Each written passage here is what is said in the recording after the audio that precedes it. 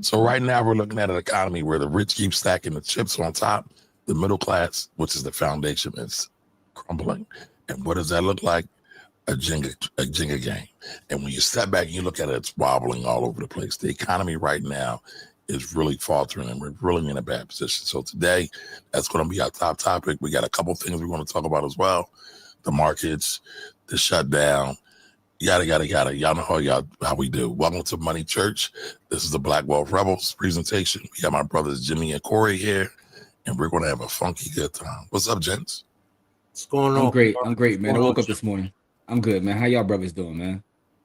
I'm blessed and highly favored.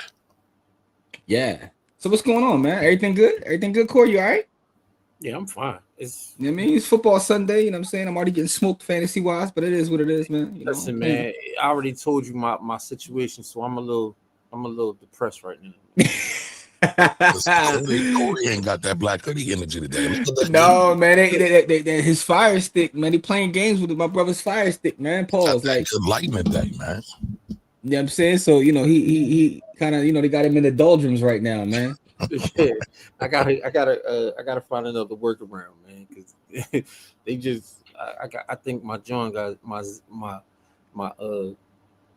They zapped you. They zapped him all. They got him all crazy. They got him crazy. I think I got zapped. So, yo, they still do that? Oh yeah. What? Are you kidding me? It's a cat and mouse game, man. It's gonna be forever, man, and forever. I don't have any of those. I don't have any of those gadgets, so I'm totally out of the loop. I mean, I get it, man. You got too much money for that, man. You young Ascot. You know what I'm saying? Ascot Mar in the building. Why don't you play that video, man? I don't know what you're talking about, man. Man, let's get to the show before you. Corey, I'm not going. Listen, I'm not doing this with him, pause. But with that being said, I don't know what video his brother's talking about, man. Jarrell's in the building. What's up, Jarrell? What up, Jarrell? Happy Sunday, brother.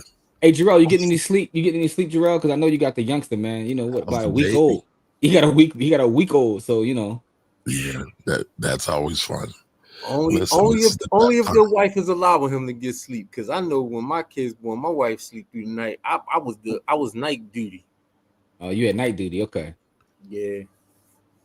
I mean, it is what it is, man. But congratulations again, beloved. Everything's good though, man. I don't know if everything's good in the economy, but waking up is a blessing to me, man. Everything is good in the economy. Stacking these sats is all I care about. I mean, listen, the economy is standing tall right now, but we read some reports today talking about the middle class and how they're slowing down their spending.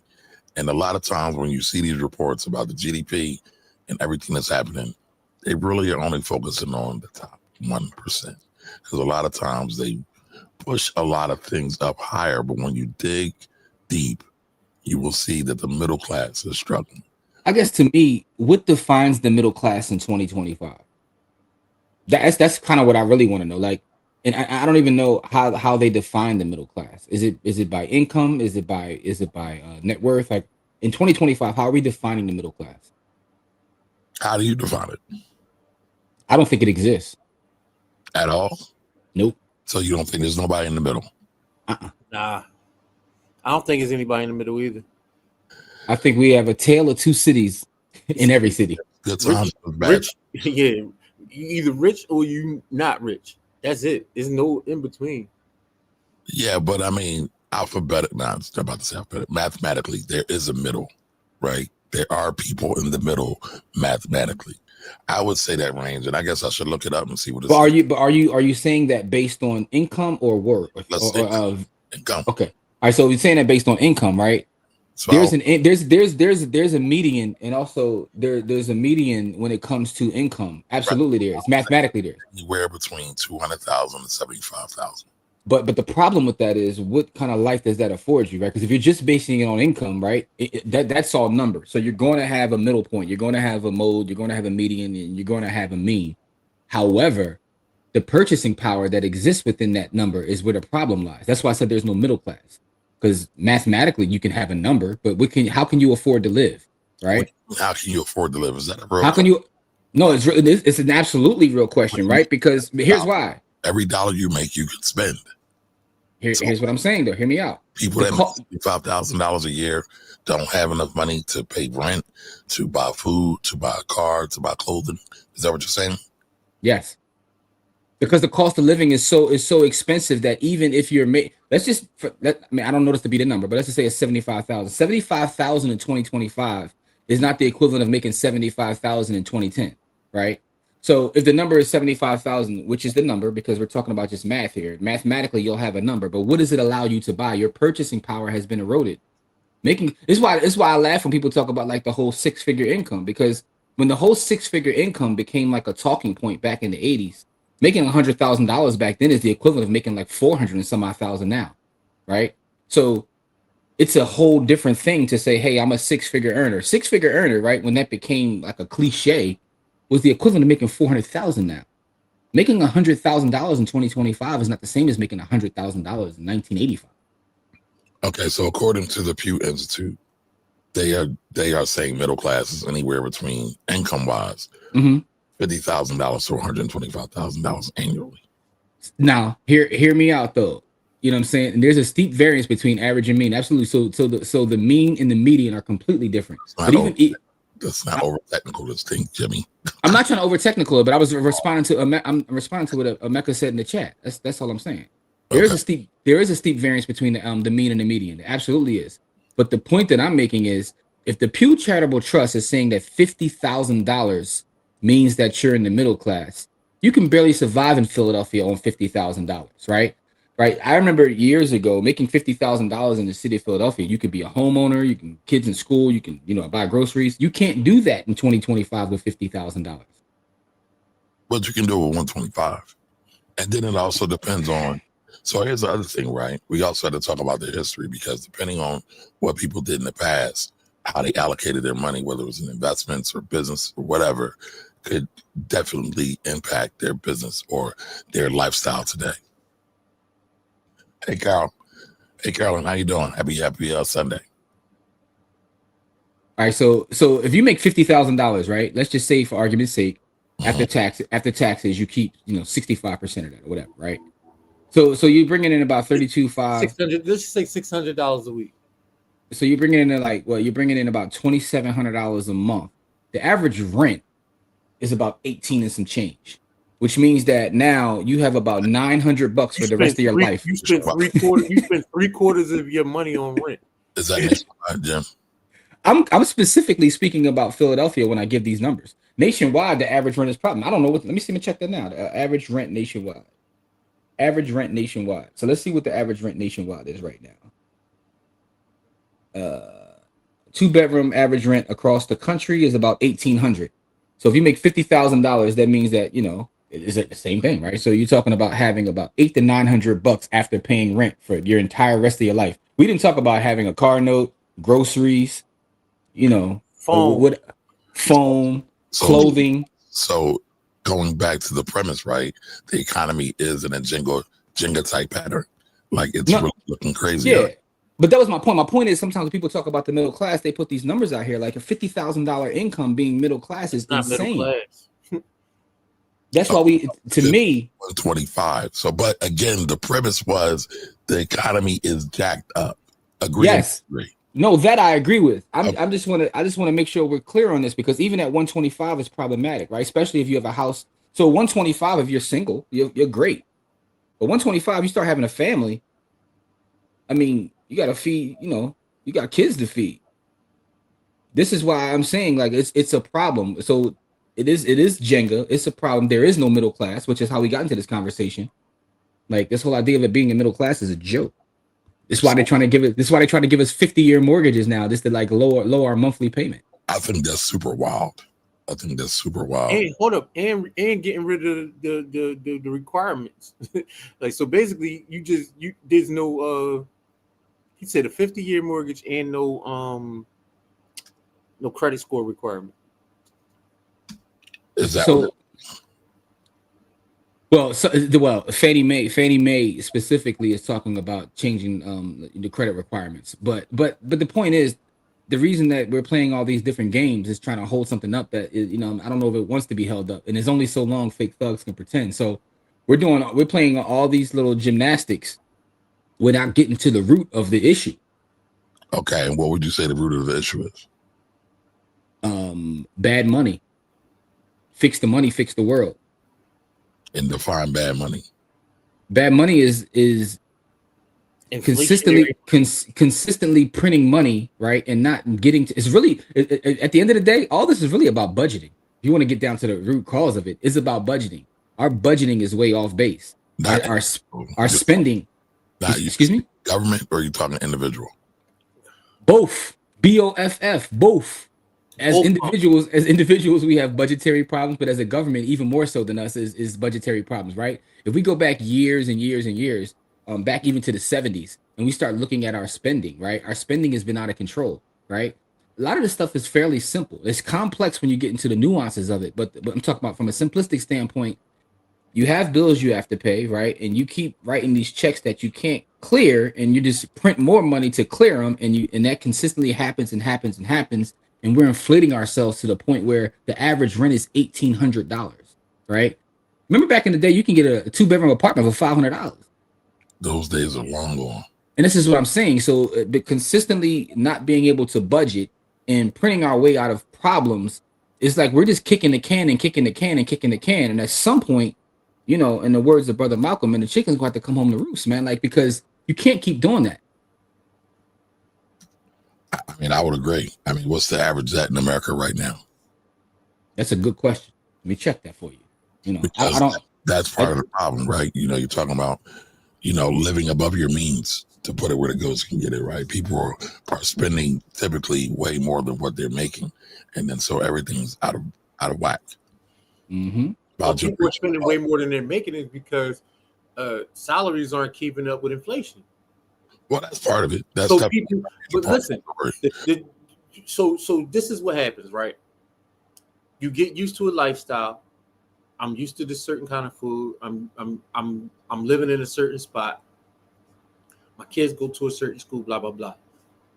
Then you're living in a place where your average salary is going up 3-4%, and your inflation is going up 10, 12, 15, 20%. Every time they put whatever percentage of money they put in, that's the percentage of your money doesn't make anymore. And on top of that, once prices go up, they never go back. So even when they restrict things in our economy, they never bring the prices back down. So the only way prices come back down is if those companies go out of business. And so those companies aren't going out of business because what they would rather do is they will cut your hours and cut your salary. They will cut people, but they will not cut prices. And so that's the times we're living in. So you're talking about people with money, with fixed incomes, with inflationary money. Okay. So how do you reconcile that? Right. Yo, we're talking about bad money. We say all that, right? We got what should a person do at this Real quick, I want to answer your question you asked. I looked it up. The average debt is hovering around 100,000, but it's really different based upon the age range, right? In terms of like what generation. I mean, obviously the younger have less debt, but most debt in this country are from people between the ages of 40 to 55, our generation, Gen X. And the average debt for Gen Xers are about 135.8. Baby boomers carrying about 96.9. The silent generation about 41,000. Millennials, the average debt is about 78, and then Gen Z is about 10 grand. So, but the average overall is about $100,000. Right. All right, but so we talked about the issues. What do we do? What are we going to do about it? What can we do about it? What should people do about it? Okay, great question. The first thing is look at your own budget, right? We talk about the budget of the country and how they manage money. Let's talk about how we manage money, right? And really get to the nitty-gritty of what is something that you need versus something that you want to get your own house in order, right? There's things happening in the macro environment that you really don't have a control over right away. Now you can do that through putting the right people in power to, kind of manage that. But the first thing you want to do is take a look in the mirror. How can you fix your specific situation? How can you look at your household income, your household bills? And the reason I bring that up is because a lot of times when I sit down with a family, most of them have no idea how much they have coming in versus going out. They're just living and surviving. So take a pen and paper, literally write down how much money you have going in, how much you have going out, and don't lie to yourself. If you go to Wawa every day, or, I know all of y'all don't know what Wawa is. Maybe you go to Sheetz or Tim Hortons or wherever you go, 7-Eleven, write that down, right? And see how much money you truly are spending on just, frivolous things. Let's take a look at that. Then you have to figure out, how do I maintain or protect my purchasing power? You guys already know what I believe in doing that, right? Whether that's, some of you guys are going to want to run to gold, or you're going to try to make money in the market. I'm a Bitcoiner. It is what it is, but you got to figure out how to protect your purchasing power. And then you need to focus on your skills, right? Work on your skills to be able to create more income, to be able to save. We got to get back to saving as well, right? A lot of times we talk about these different investment techniques and all this, options trading and all these various vehicles, but we got to get back to the basics of just saving. You know what I'm saying? Food, shelter, saving, and spending wisely. Well, we just talked about how costs are out of control. So how a $50,000 person really save? It's really, really hard. So to your point, skills and increased income are definitely going to have to be top priority right now. I agree with that. Also, we have to take a look at because what I find is a lot of times people, what my mom used to tell me, you got champagne tapes with bare pockets, right? So someone with $50,000 is trying to live in a $2,000 a month condo. That ain't gonna work, beloved. You might have to be in a space that your money actually affords you to be in, right? And the other thing is, the other thing I would say is to live in multi-generational spaces, right? That'll work too. We've gotten to the point where we're ruggedly individual, right? Nobody wants to live with anybody because everybody want to do whatever they want to do. But when times get tough like this, people need each other, and so we need to start that. Being able to live with our family members or people that we love in one space. You know what I mean? Like instead of buying the 2-bedroom apartment for $2,000, use that same $2,000 and get a 5-bedroom apartment in 5-bedroom house. I mean not a 5-bedroom apartment, but a 5-bedroom house, and put that money towards the mortgage, and then where you can have some forced savings through equity, and make some money over time. Those are things that you can do. I mean, most people don't want to do those things, but in the times that we live in, that those might be things that we might have to go back to. I got another opinion too, right? It's speaking of that, right? Because a lot of times when you think that, you think family. But to me, there's a difference between family and relative. You might have to start, build your own village, live around, what our homie Byron say, Core, live around your friends, right? Live close to your friends, build true community. I was reading something earlier. I got it right here. It says an 85-year Harvard study, it tracked 700 plus people and found the number one predictor of long-term health and happiness. It wasn't diet, money, or even genetics.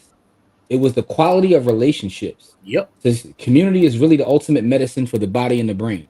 So that was a Harvard study that was done over a long period of time, right? So we talk about community. We have to really get back to that, really supporting each other. And but sometimes, honestly, the way I look at it, sometimes that might not be your blood relative. That's a fact. But listen, a really, really smart guy back in 2016 said the same thing you just said, Corey. Multi-generational living is definitely the way to go. But again, like you just said, I think too many of us are ego tripping, only really thinking about self, really thinking about what's in it for me. And to do that, because, my mother lives with me now, so I'm kind of doing that now. And I also see my cousins in the chat. His mother lives with him as well. Shout out to Morgan. What up, man? Hey, Morgan, what's going on? That one is a cheat code, right? Because you get to split the bills. Now, it doesn't always work out perfectly because I don't charge my mom anything. But you got to start introducing some of those things and start it early. Yo, charging your mom rent as well. I'm glad you said that because I was about to say, come on, cuz. But I'm saying I know, I got you. I'm messing with you, bro. But the guy who wrote this article has an inflated ego too. So, That's cool. He got an inflated ego because the people he's around all the time are always trying to blame him.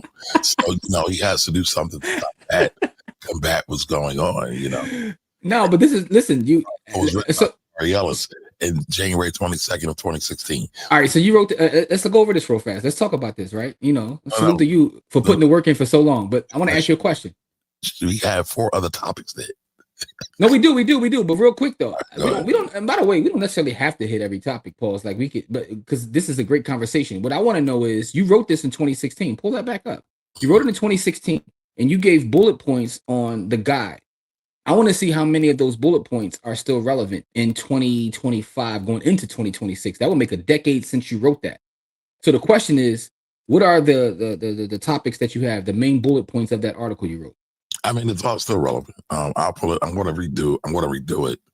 I was thinking about waiting until next year to do it because that's 10 year revisit it in 10 years. 10 years. So I'll just go bullet point by bullet point, develop an abundance mindset. Okay. A lot of people have a problem with that. Brittany, I'll drop the link in the chat. I got you.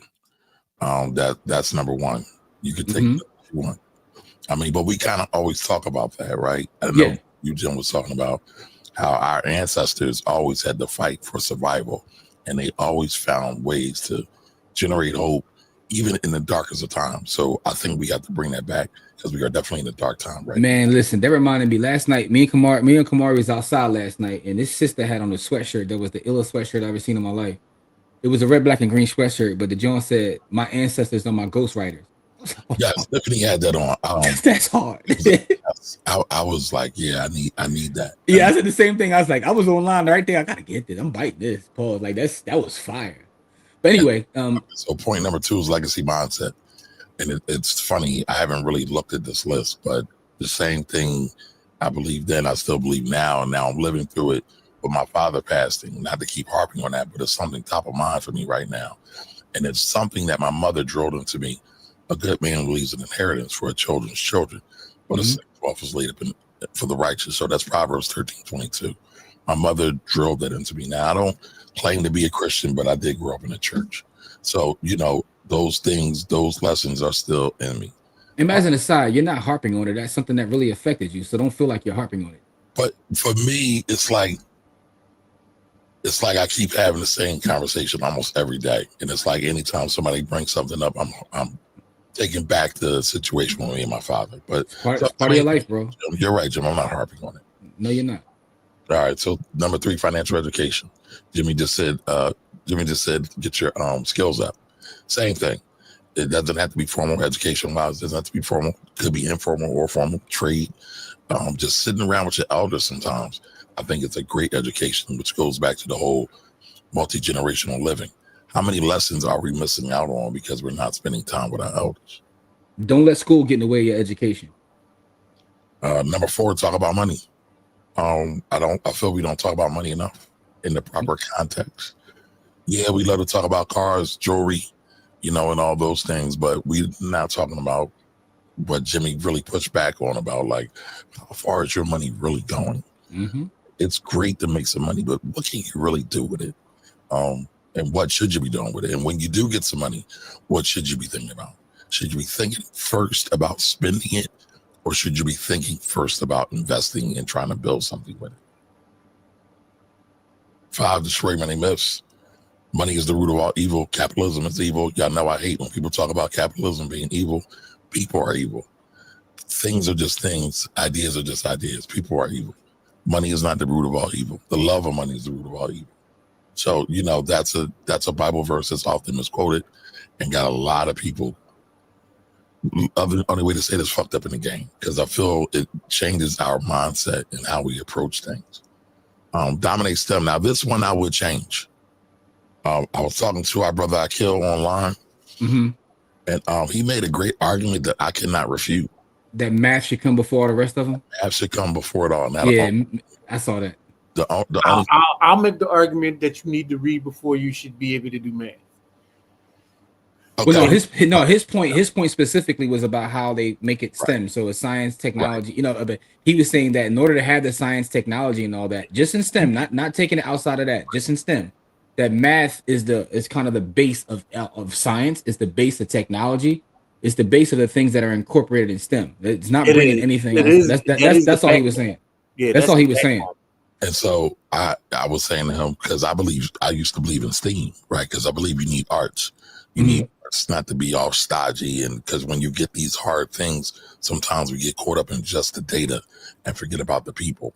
And the arts a lot of times help you to be flexible and amenable to more things. Let me add something else to this conversation real quick, Kamar. He said math should still go first. So I said, all right, so should it be metas? But go ahead, Jim. What were you about to say?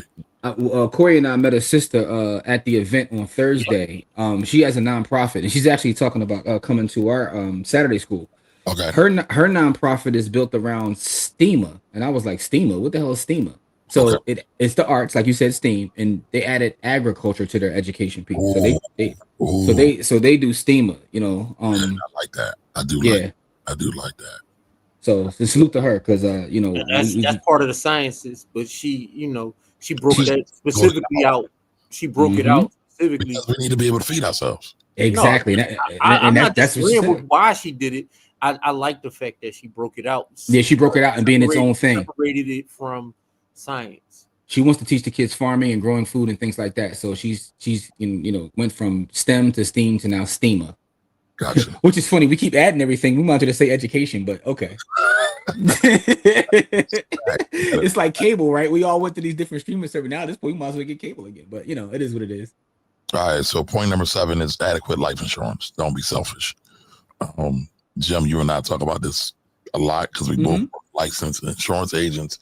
Many of us ran into many Black brothers that was like, not getting no life insurance policy, so my lady can get a pink caddy.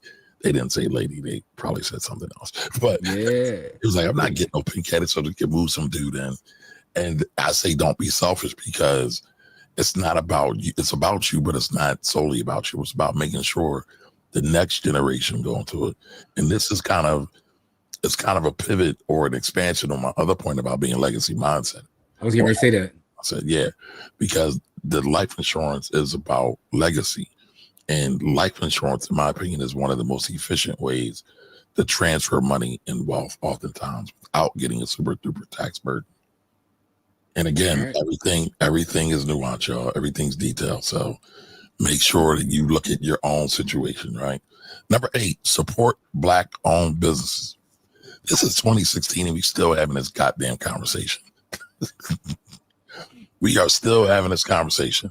I think we need to rebrand the support Black-owned businesses. I'd say patronize, honestly, but that's what I was thinking. Like, maybe I'm overthinking it, right? But the word support, I do say patronize now. I do say patronize, but it's still the same thing, because the reason, like, oh man, I wish I knew we was going to go down this rabbit hole, because my brother Nate just did a great review on all the critiques on the kitchens and cocktails restaurant here in Philadelphia.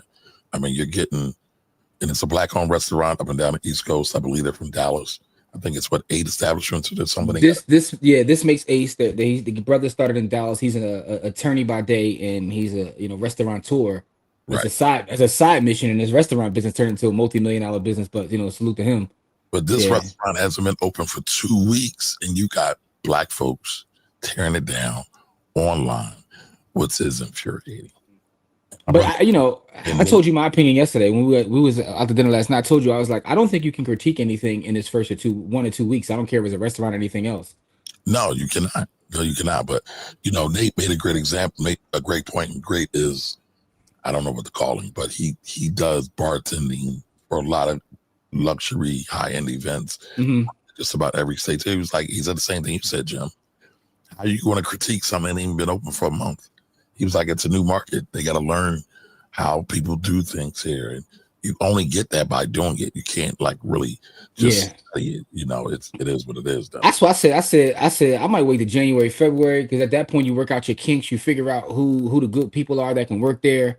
And we really, test it out then. Like all these places that, whether we're talking about like the Del Frisco's, the Steak 48s, the, Butcher and Singers, like if you went in their first week, it probably was chaos as well. Absolutely. But we don't give grace to our folks, and this whole saying the white man's ice is colder is still relevant now. Sadly. All right, number 9, create Black-owned businesses. Many would say that's the same thing as number 8, but it's a little bit different. because a lot of times we consume a lot of products that we are not able to source from Black-owned folks. For example, at the time of writing this, there were no Black-owned pizza shops in the city of Philadelphia, at least that I knew about. Mm-hmm. Now I need at least know about one. Shout out to Little Trent's. And they make great pizza, great food. But Beef pepperoni go crazy. yes, it is. But I don't know about many. Like, who is manufacturing our sneakers? Who is manufacturing our hats? Who's manufacturing our food? And so I think we have a duty to us and our community to make sure we spend Black first, or at least create the opportunity to spend Black first. Yes, sir. Okay. Number 10, learning and embrace investing, not just real estate. Now you see the real estate. 50 Door Mar used to be a hater. I'm sorry. Now my new name, and I got merch coming. 50 Door Mar has emerged. But listen, that is because of my dad's legacy. To be honest, I still, when you think about real estate, and I heard somebody say this, a lot of people get into real estate because they want to get rich right in the moment. They want to live, and their definition of rich is getting on yachts, getting rims, getting cars, getting jewelry. I wanted to help supplement my retirement a little bit, also, but ultimately to leave to my children and my grandchildren and their children come after me. So I'm not necessarily looking to live off that money per se anytime soon. Well, see, this goes to my mental model of real estate, and this is as someone who is a real estate professional. What your 50 doors and Bitcoin bricks? No, not even that. Okay. Your number 10 and number 9 are one and the same to me. I don't look at real estate as an investment at all. I look at real estate as a Black-owned business. So the way I see it, that's right. 10 and 9 are one and the same. Like, to me, real estate's not an investment, because if I'm looking for strictly an investment, I can get better returns in the market, right? And by the way, you can just look, historically, don't argue with me. Look at the S&P 500 versus real estate. The S&P 500 is going to beat real estate. But the thing is, real estate is a business that gives you tax advantages, that allows you to create cash flow, that allows you to do all the things, you know what I'm saying? So you combine the two. Shout out to Down North Pizza, man. That's our bro. He was actually on our channel. We did an interview with him on our channel, so go check that out. Yeah, and there were two partners that started it. Chef yes. Kurt, my guy too, and that's a great business as well. I still have not had their pizza, but I heard it's phenomenal. What? I heard it's phenomenal. Shout out to the Better Love Pizza. All their pizzas are named after Philly hip hop songs, and Better Love is like the fire joint. So all right, so TC, all right, thanks for the fact check. Right, so in 2016 there was none. In 2025 there are at least 2 that I know of. That's still not a big. That's not a big moving of the needle, though. But it is moving. So let's criticize it, but let's also say, good job. It's not a criticism at all. It's just an observation. I'm not criticizing, because I think Little Trent's is dope. Again, like I said, I haven't had Down North Pizza, but their reputation precedes. Like, I haven't heard one bad review about them at all. Also, I want to shout out Taste Steaks, right? Which is a Black-owned steak joint, right? Because we got high-level steak joints too, which is also a brother who is also on By the Hook podcast, but I digress. Okay. But but Taste Steaks is they got a joint down there that I still haven't tried yet, because it costs like $50. They got an oxtail cheesesteak that's supposed to be out of this world. So I've had oxtail cheesesteaks. I'm not a fan of them, but this is not a critique of Taste Steaks, because I haven't been there at all. You don't like oxtail cheesesteaks in general, you're saying? Yeah. Well, I mean, that's how I feel about salmon cheesesteaks. Like, don't give me no salmon cheese. Oh, I'm not eating any kind of cheesesteak that's not steak. How about chicken? Oh, chicken? No, I don't eat chicken cheesesteaks. No. Damn. Okay. I love chicken cheesesteaks. Number 11. And so Jimmy and Corey both know my work on doing these things and failing at those things, but now I am in an investment club. Shout out to Ivy Big. Don Johnson, I don't know if he's here today, but he also has joined Ivy Big as well. Jimmy is the vice president of the club. So there you go. Shout out to him. What? That's a great thing. I know, but I know there's slander somewhere in you saying that. There's no slander, brother. I don't slander. I don't slander at all. Y'all lie to each other so much.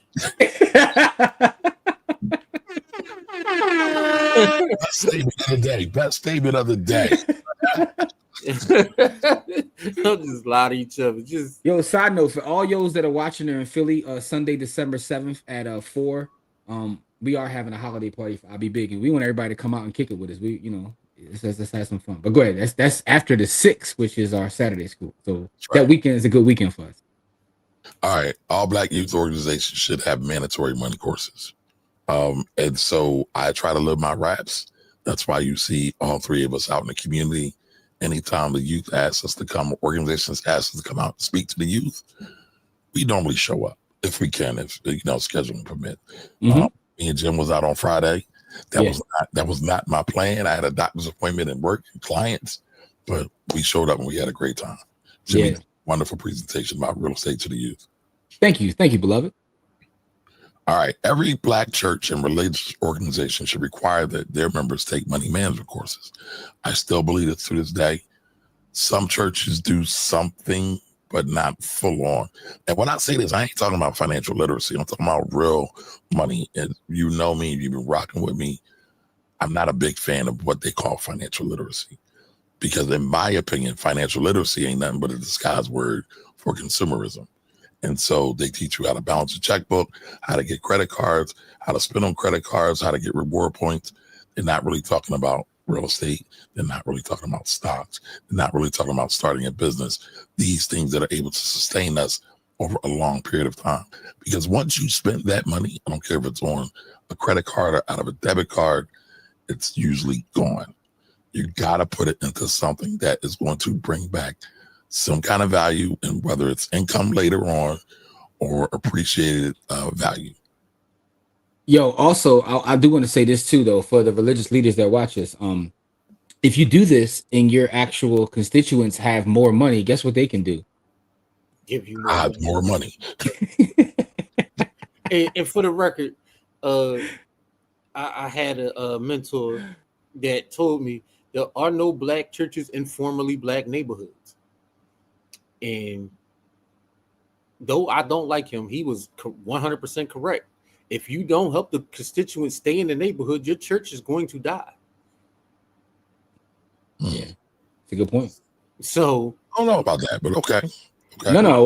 What he's saying is like when you go to gentrified areas, a lot of times the churches like they first thing that dies is they bring their own. They bring their own. Because when you said that, I thought about like 5 different neighborhoods. I'm like, yeah, they condos now. Yeah, them churches become condos, or they become a different church for the new people that moved in. So what he's saying is, by helping your people maintain their property and all that, that's your base of your operations, right? Support your base. Yeah.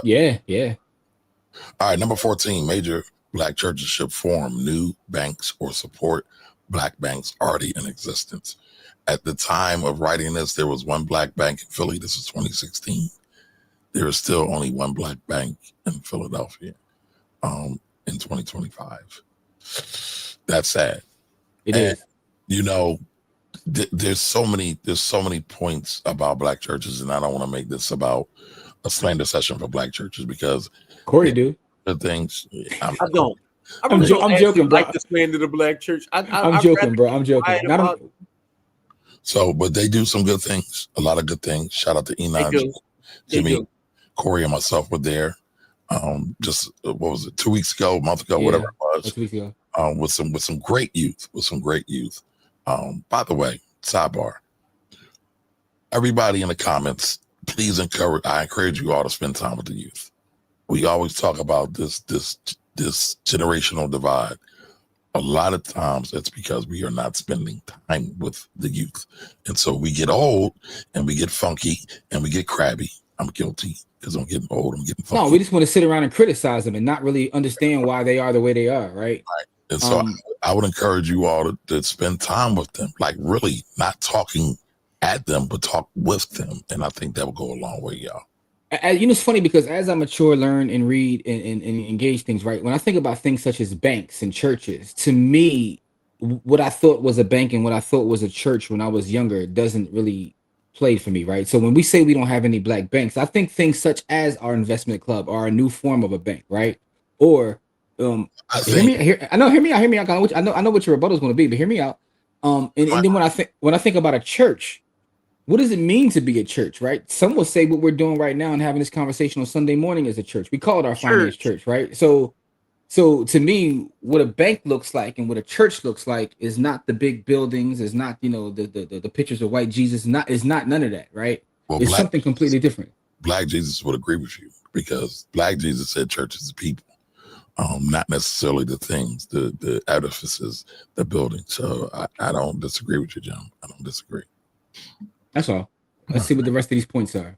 We don't have to go over. We don't have to go over the other stuff that we was going to talk about in terms of the economy. I think this is actually more interesting. Okay. All right. So here's a question. Do y'all want us to go over the other stuff? Everybody in the audience, chime in. Let us know. Do you want to go over the other 4 points we had, or this is enough? All right. Multi-generational living. If you go back to us, actually before us being in the U.S., we've always lived multi-generational. It only got to this point when we moved here and we kind of lost our way. But if we want to keep it to the American context and landscape, we've always lived together, or at least we've had cousins close, aunties and uncles close, people that you can look out for you, give you a cup of sugar, draw some eggs, do some things, babysit, pass the culture on. And you know what else is interesting about this? I want to add something to this multi-generational living. And I know Corey can speak to this even more so than I can, but I know like even my wife's family, what they would do is, they would do something like buy a house on the block, in the hood or whatever, and help somebody else in the family move on that same block, right? So they might not have even been in the same, roof. And Corey can speak to this more because Corey's grandma had like 6-7 cribs on the same block where, all his aunts and uncles lived at. So they kind of had their own community within a block. It wasn't necessarily, it didn't have to be the same roof. And I've seen that multiple times too. So that may look a little different than just having one big structure like a compound. You can have a block where 4 or 5 of your family members live on. So I grew up on a block where my mom, my aunt, my grandmother had 3 children, and my mom, my aunt, my uncle all had a house on the block, and she had her house, which was the hub. And then I had 2 cousins that also, they weren't homeowners, but they moved on to the block. My grandmother was the homeowner, but they moved on to the block. And so when I talk about growing up around family, I literally grew up around family. Like, you know what I mean? Like, so think about this, right? Let's say you're in a neighborhood that, is a hood neighborhood, right? But if you control the block, that becomes whatever you want it to be. You can be in the quote unquote the worst neighborhood, but if y'all control the block, it's whatever you make it. Our block won the cleanest block in Philadelphia like 4 years in a row when I was a kid. Because everybody on my block, if my grandmother said move, everybody moved because she was the matriarch and we all was family. You know what I mean? Like, and then our neighbors that weren't actually, blood relatives, they was family because those are people my grandmother grew up with, or people that, grew up in that neighborhood and knew what we had going on the block. And so we never had, I never really had any issues with my older neighbors. Now, as their kids got, grown and moved away and they got old and they passed away, then you started to have the more transient people come in, and that's when our neighborhood actually started to shift.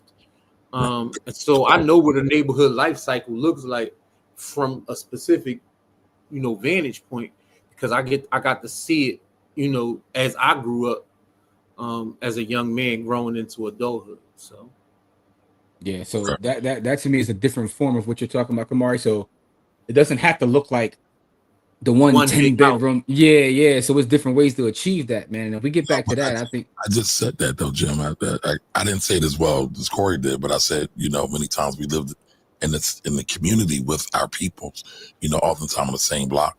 So no, you did. That's your thought. Your point is what made me think about Corey's family and the story he always tells. I think that's super dope. Yeah, absolutely. And I mean, I think listen, we have always had enemies amongst us, or we've always been at war. One way to protect against that war is to have people live around you. Yeah, man. That way you don't end up with the perfect neighbor, right? So listen, I want to talk about this, Adrian. Adrian says, dude, you're going to need to pay me to be around these kids. No lie. They are raised totally different than I was. Now, I'm going to say this. I'm not an educator. I don't feel like I'm a super duper kid type guy. However, However, I talked to Jim and Corey about this, right? We were out at the Juvenile Justice Center, and we asked kids questions, Jim specifically, about what would they do if they got, some money. This one gentleman said, if I got money, I'm buying straps and I'm buying packs, drugs and guns. That's what he's going to do. He said, I'm putting the whole block on. Whole block on, right? And then fast forward, I just talked about the Elon event. There was a young man, 11 years old, talking about why he wanted to learn about government contracts, right? And so, Adrian, you're going to meet a different swath, like a whole range of different kids. Some of them are beautiful. And I will say this, the more time you spend with the youth, it keeps you youthful, because breaking down or getting older isn't just about the body. It's also about the mind. And so we want to spend time with the youth and get some of that energy, right? That's a cheat code, but I don't know. What do y'all think about that? You're true. I want to make sure, Adrian is also in Chicago, so there's a different breed of gentleman. She's from the shop, so I want to put that. I'm joking, bro. I'm joking. Because you got the element everywhere, right? You got no. This is true. It's for lack of a better term, there is YN energy everywhere, right? Everywhere. But I'm also, because Chicago is such a big city and has a lot of like history and a lot of great Black history, I'm pretty sure there are organizations that are doing the work that have the other kind of, youth that you're speaking of as well, Kamari. So that exists everywhere. Yep. I just had to get that joke off. Yeah, shout out to Chicago though. But But I think you make a great point though, right? So Adrian, you don't have to do it by yourself. Seek out some of these other communities or other organizations that are already doing the work and help them. Now, Jimmy's been making fun of me all week, y'all, because I was at a fundraiser for some local elected officials, all right? And we talked a lot about food insecurity. And the one point I made while I was there, I pointed out two people who were also dealing with feeding the homeless and food insecurity. And I believe it's incumbent. My overall point was nonprofits. Everybody wants to create a nonprofit. And oftentimes we overlap services. We never say, how can we help the nonprofits or the organizations that are already in existence? And sometimes we got beef with them, y'all. And so we don't want to be bothered with them. I can be guilty of that. Jimmy will tell you that. I won't talk about it publicly, but there are some things and some people who I cannot stand. They drive me absolute bonkers. I'd rather not be bothered.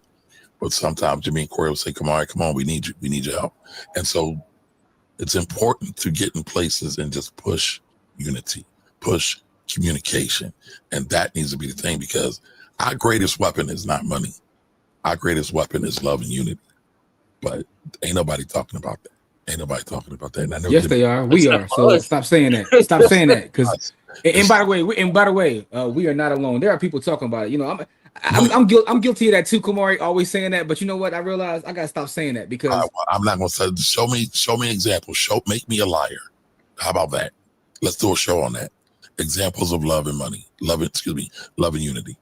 Examples of people actually having these conversations. Yeah. Okay. Well, I could put together a little list. Like let's get back to writing, man. Your Medium article inspired me. Let's write to some people that are having the conversations that we feel are necessary, right? And because I do believe it's necessary for us to highlight them. We should be highlighting them.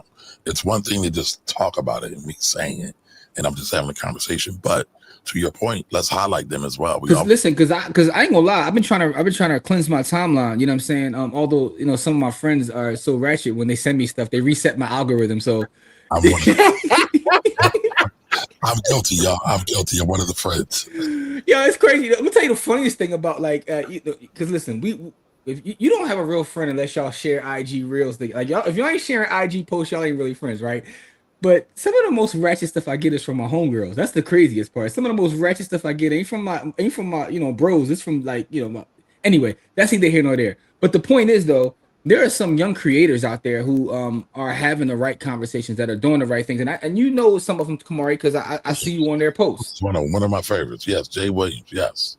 That young brother is amazing, right? Dante Kyle he's amazing, right? He's amazing. So what I'm saying is, that's just two we just pulled out randomly, right? But there are a number of them. But just those two brothers right there, right?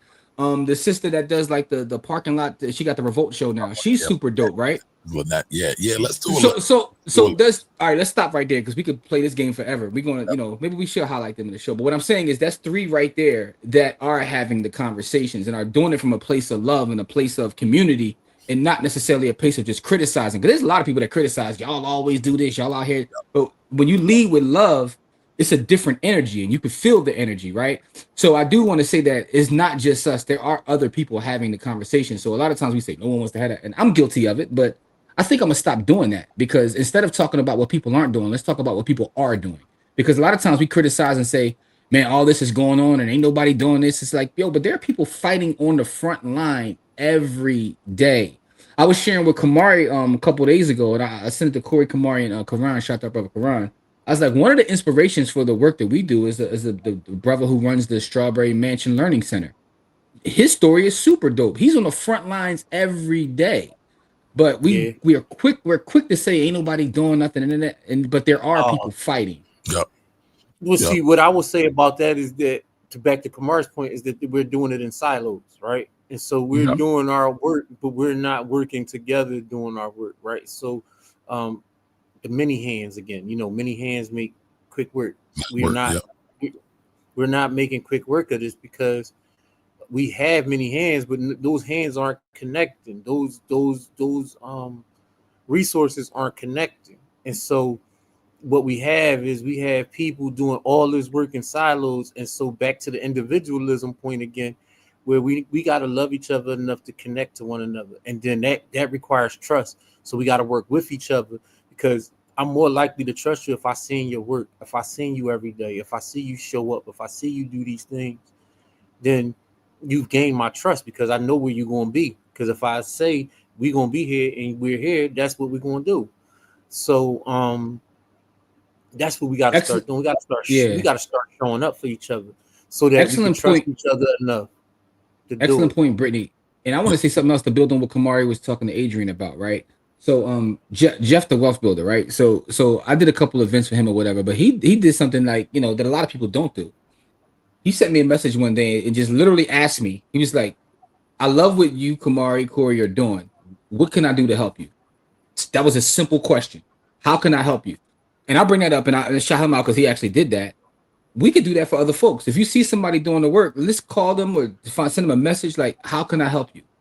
Like, because to me, that was super dope. But also, if you see people building and doing the things that you think are important, just ask them that question and then, follow through with it. Because a lot of times it doesn't have to be money. Right? You can, your energy, your time, maybe you got a connection, you connected with somebody.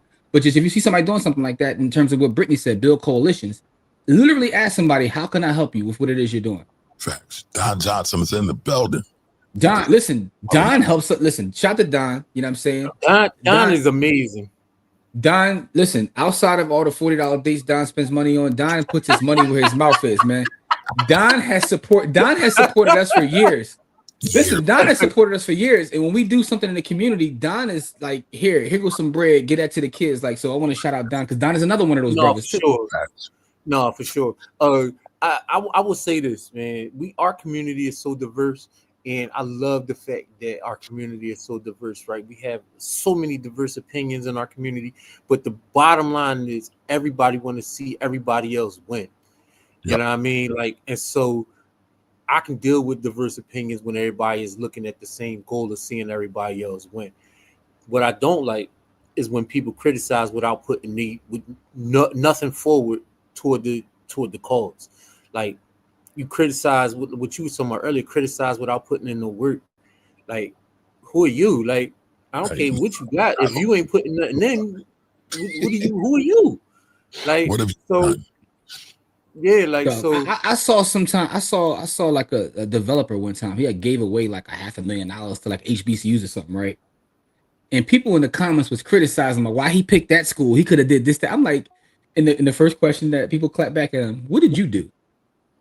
I mean, crickets. It was straight crickets. It was crickets. Like, so, and Dina kind of encompasses everything that we've been saying for the last half hour in one sentence, right? Because Dina's a genius and we are blatherskites, but Dina kind of encompasses by saying, Dina says, I wish we could get our positive to be just as loud as our negative. That's the problem. And there you go. Yeah. And you were right about Dina. She just said real quick. Yep. Yeah. Yep. That's it right there, Dina. That's it. Thank you, Dina, for summarizing. She treated me like a LLM. I'm gonna summarize all this nonsense you're saying right here with this one sentence. Nah, She but Gemini'd you. I mean, Summarize your whole to her point, though, a lot of times we amplify and magnify the bullshit, right? All the bad, but we should be shouting from the mountaintops all the good. When Jimmy does something good, scream it. When Corey does something good, scream it. When Jarrell does something good, scream it. When Adrian does something good, scream it on the mountaintops and make it a big thing. Yeah, man. Support your people, man, and praise your people when they do good, like Kamari says, man. Like we gotta start like loving each other out loud, man. Like I will say this though. Shout out to Shawty Solar Country Cooking. She Amazing. Gave 4,000. She gave away food to 4,000 people, right? And I think out her own pocket. Out of her own pocket. And Saudia gets a lot of negative attention and people hate on her. But I think, in my opinion, this is just Kamari talking, I think she's great. She's a godsend. She organized giving away food to 4,000 people. And guess what? They still criticized her. They definitely did. People still criticize. How do you find a way to criticize somebody? Like, it's shout out to Keisha, because they work together with that. Keisha and Saw, like, and Keisha's like a sister to me. She's good family. But they organized that, gave away food to 4,000 families, and people still found a way to say something, man. This is gonna let you know that no matter what you do, positive or negative, people gonna have something to say, man. So just do the work and ignore folks, man. But my thing is this: people keep looking at her history without looking at her whole history. Like if you're gonna look at her history, look at the whole history. She's been doing this for 15 years. She ain't just start doing this because she all of a sudden feels like people need food. She's been doing this for 15 years. And so so this is not new. But all they want to talk about is, she had a case with the feds and this and that. So what? Like, she out here putting in the work. And if she out here putting in the work and she is not doing this because she needs to do this. Saul don't need our money. If you know anything about her and her family, they don't need our money. But here's the thing. She's doing her thing. What are you doing? Not you, Corey, but the people that criticize her. What are you doing? What are y'all doing? Like, she really been out here doing this. She been doing book bag drives and feeding communities and doing this stuff for 15 years. Where are you? What have you been doing? Why aren't you helping her? Why aren't you doing your own thing? Like, why are you criticizing? You're doing everything but what you should be doing, which is doing the things that you're talking about her not doing. All right, so I want to answer Gerald's question. Gerald, no, this is not me. This is a local artist and entrepreneur out of Philadelphia. Shout out to my brother Don Scott, and this is part of his brand. It's called, if you go on IG, it's a DNTN brand. But Don Scott is like a legendary artist here in Philadelphia. My man got like 30 murals all across the city that he does. Like he does painting and all that stuff, but he also creates a clothing brand. I was like, damn. Oh, I didn't know that. But see, I didn't know that was him though. Yeah, but so I'm just supporting my bro. You know what I'm saying? This is his brand here, so that's what that is, man. Okay, so I want to go back to this. Adrian said this. She said there was an organization that I donated to for Black girls. I'll go back to that, and that's dope. And I want to expound on what I was saying before. We all have different talents and gifts. We all have different things that we can do. We don't have to be pigeonholed to just do one thing. Some of us are meant to just give money, right? Some of us. And in our ministry to get out there and go talk to the youth. All right, that's cool. But again, if it's not, find other ways to give. There is not one way to do a thing. And we need people and resources and everything that we do. So I just wanted to put that out there. Yeah, listen. I just don't like people that criticize without doing nothing. Like, you're not doing anything. You haven't donated to anything. You haven't showed up and gave time to anything. You haven't said or given one piece of positive reinforcement or constructive criticism to any organization. But yet you got bars for people who out here actually doing work. And those people are going to consistently have me on the internet cussing their ass out. You know what? I'm gonna live my raps. I'm about to shoot Keisha a message now, man. It's like do exactly what I said. How can we help? Right. Yeah, because I'm gonna live my raps, man. So again, I can't be everywhere, and neither can we. We can't be everywhere, but you can be places. Like y'all, man. Listen, man. Me and Jim was a street team for years. Now me, Jim, and Kamari are a street team now. You know what I mean? Like it's real out here. And Kamari, as you can see, he's been doing the work for years. He just had an article that we just talked about ad nauseum a decade ago. It was 10 years old. You know what I mean? Like that'll tell you the work he's been putting in.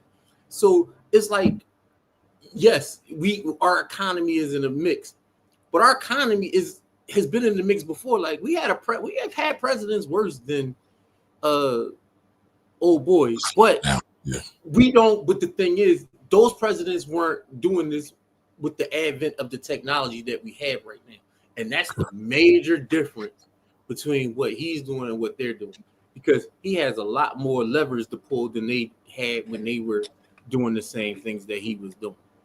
Bar's in the building. What up, Bar? Bar, what's up, beloved? Bro, what's going on? We was actually at an event with Bar. Bar spoke at an event Thursday. Yo, I want to say this. One of Kamari's point was to patronize black businesses, and one black business could be Supplement, right? They make the best bottles there is, right? And shout out to Supplement for their support. That's our sponsor. Go to getsupplement.com, right? Bottles the best. Yeah, the highest quality bottles you can get a supplement bottles. You know what I'm saying? So yeah, getsupplement.com. You know what I'm saying? And you go support Supplement. That's how you patronize the black business. But I digress. All right, so listen, church is definitely off the rails today, but we could just going to keep going. Jarrell, go ahead. You got it? No, go ahead, Jim. All right, Jarrell says, but I'm learning that you got to offer help to people making change because y'all already got enough on your plate from changing lives and helping the community. We all got to play our part. Respect y'all. And Jarrell, we appreciate you because Jarrell supports us as well. Respect and love. Also, you know what I mean? Absolutely. Listen, appreciate you, Jarrell. Our community isn't 5,000 people, but the people in our community, they support us like 5,000 people. Anything that we get into, they get into with us. Nicole says, I sent my son to her back to school event to volunteer, and that's what we're talking about. Like, he got a skill set. He cuts hair. He ain't got to have a bunch of money. Now, I mean, not saying he don't, because he's your son, so he probably do got a bunch of money. But I'm saying is, he has a skill. He has a skill that he can offer to help, right? And this is what we're talking about. This is how you build community. Facts. So Nicole, Jamal's a barber. I didn't know that because I think you mentioned that the other day. So that's dope. But I'll say this. Jimmy often jokes that I'm the mayor. You are not. But here's the thing, and this is before anybody told me to do this or that it was a good thing to do. I would volunteered with campaigns, volunteered with homeless, volunteered with youth. I just wanted to be with the people whenever I could. So again, I feel I didn't know it at the time, but it's actually a great way to build your network. And then my mentor told me years that I started doing that, free. Go volunteer for free, and it's a great way to build your network. And it's phenomenal, but a lot of times people put the money first and not the value first. Mm-hmm. And value always is with the people. Right now, sometimes you do have to be studious about filtering out some of the nonsense, but I don't think you can ever go wrong with people. So. And Matt could be cooking in the comments. Forward-thinking mentality is best. You've maintained a long-standing messaging. Don't mind the detractors is normally a mirror of their ineffectiveness. That's a fact. That is a fact. Yeah, people do like to project their insecurities and everything on you. That's a fact. I was literally just watching a video where Jay-Z was talking about this. He was talking about his uncle and how his uncle always told him, man, you ain't never going to sell 1 million records. And he said what he realized is I sold a million records 1,000 times. He said that's why he made that bar. That's why he made that bar, because his uncle he said always tell him that. He said the crazy part is he's like, I know my uncle loved me. He's like, that's my uncle. He was like, but at the same time, my uncle was using his life experiences and him projecting his insecurities onto me. So from his standpoint, he's like, you know what, you can do that because where we come from, people don't do that. So you gotta be careful with the messaging you're getting. All right. So Nicole suggests Jamal's her son, y'all, her older son, is a barber, and maybe if you guys want to help the youth with free haircuts for the holidays. Okay. And so listen, that's good to know. You'll find this interesting. I said when I retire, I might become a barber and just give free haircuts to single moms with boys and just give back. Sound like you fishing with that one. I said when I'm retired, so I'm old. I ain't fishing. I ain't trying to be a sugar daddy. I ain't looking for no sugar babies. I'm just trying to help people. Okay, all right. I'm sorry. Kamari / Nate. That sound like a Nate play right there. You got so specific though. Single moms, like you sound like a dude that want to coach football for nefarious reasons, man. Oh man, just Kamari turned into Nate real quick. No, Nate. No. I know Nate Gang is in the chat. Ant, did that sound Nate-ish or not? Don. Did that sound like a Nate play he was setting up right there? I want to know, are we making this up or that sounded kind of Nate? I had to remove both of them because they're slandering my name. They are just egregious, y'all. Kamari morphed into Nate. Y'all are terrible. Y'all worse than the angels out here. Y'all taking my good idea and trying to make it for Nateism.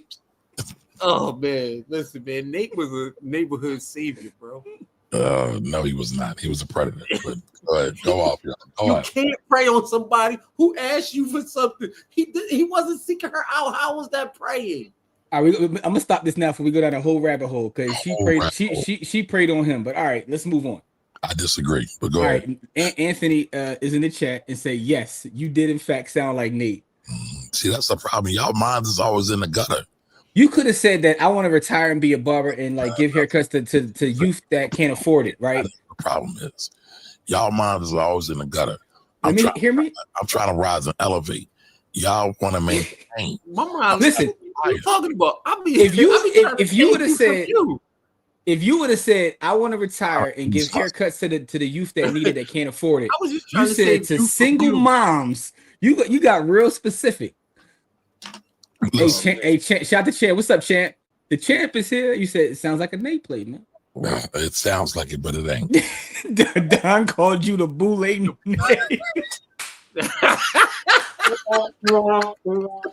Yo, I don't know. Hey, yo. It's worse or Steve's worse. Don, that is the greatest quote. That's the greatest comment today, Don. All the intellectual comments, and that's the best one. The boule Nate, man. Ascot Nate is in the building, man. Oh, man. Boule Nate. Y'all terrible. It's Rich said it too. It's the way you said it. It's the Nate scholarship. I thought you could have phrased that so many different ways. Yeah. Oh God. He said, "I want to retire and be a barber." The majority of single parents out there are the ladies, but no, this is not a Nateism. He was like, "Retire. I want to retire, be a barber for curvy single moms." Oh God. Yo, this is supposed to be church, right? See, that's the problem.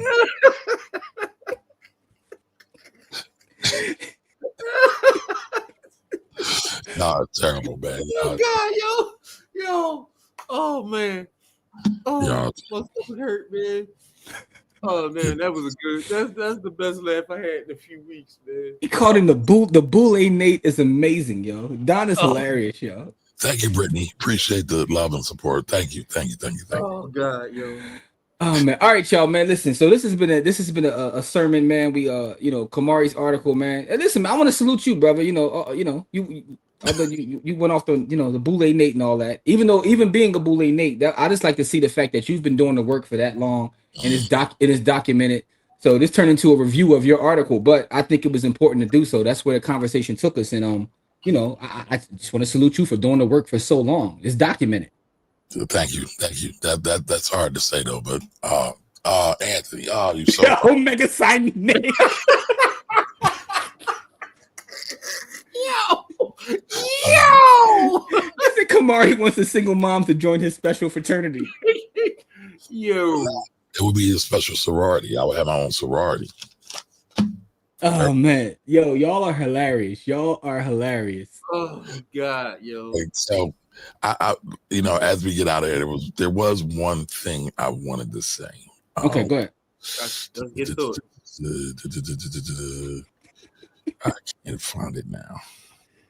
That's all. Listen, the economy, the markets are still going to be rough.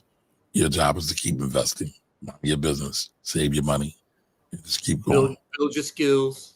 Yep, build your skills. Because those are the things that have always paid dividends over time. That's right. Read more. Yes, read. And not just read Nate specials.